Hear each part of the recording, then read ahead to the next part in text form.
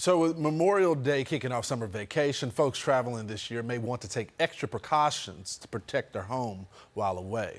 We learned about an international criminal enterprise out of South America that's traveling across the U.S., burglarizing homes one town at a time.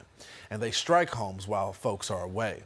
They'll spend weeks surveilling a neighborhood before striking a bunch of houses in a brief period of time, only to flee and move on to another neighborhood.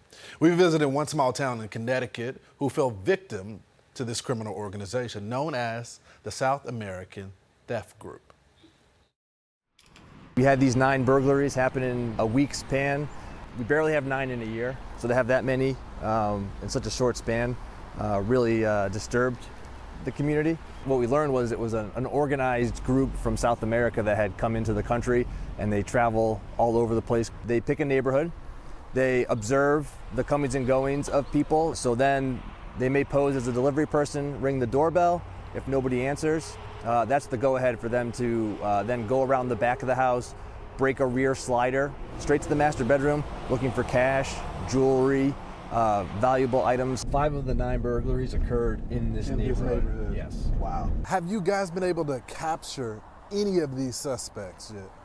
No, we've not made any arrests in ours. The last we heard that the suspects from ours were in the Midwest. Particularly troubling is that one of the crime rings that were arrested, they were bussed up here from the border.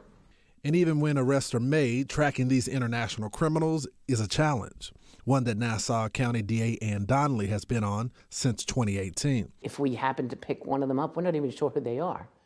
And we had incidents where they gave us one name, they were wanted in California under a different name, and they were wanted in Florida under a third name. Are they in the country legally? No, most of them are not here legally. Some have come in on visas and then just overstayed the visas, and some have just come in through the border. How do they pull this type of act off? They're surprisingly adaptable. They realize that the most profitable place to go is into the second floor, because most people don't alarm the second floor of their house. That's usually where the master bedroom is. Usually where the safe is kept is in the closet in the master bedroom. What tools do they use to pull this off? This is a new development. They jam the signal between the police cars. So the police don't know where they're going. They can't talk to each other, and it gives them more time then to get away. Some of these individuals you've been able to prosecute, some of them have been released because of bail reform. Unfortunately, in the beginning, the way the bail reform was written, we were not allowed to ask for bail on these types of cases. So one of the first crews that we had that was arrested back in 2020, I was in court. I asked the judge to hold them on bail, and the judge said, "I'm sorry, we can't hold them on bail." And they walked out of the courtroom, and I tell everybody, it's the first time in my career that people walked past me laughing at me, and we never saw them again. But it's not isolated to one county, state, or region.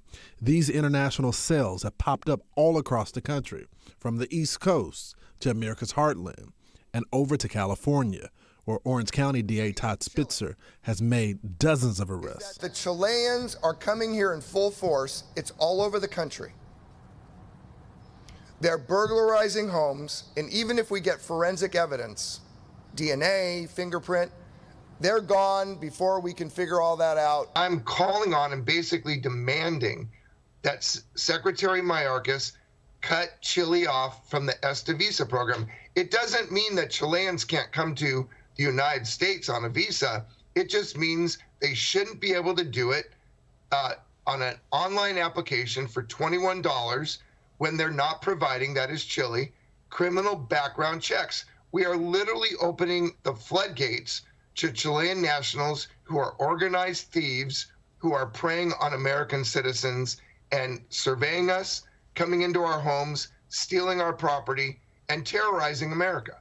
What type of tools are they using when they're committing these acts of theft?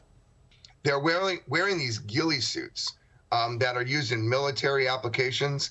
They're laying in the bushes. They're completely camouflaged. They're trying to determine when the best time and place would be to go into our homes.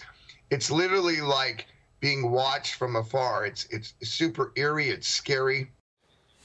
Hey, Sean Hannity here. Hey, click here to subscribe to Fox News YouTube page and catch our hottest interviews and most compelling analysis. You will not get it anywhere else.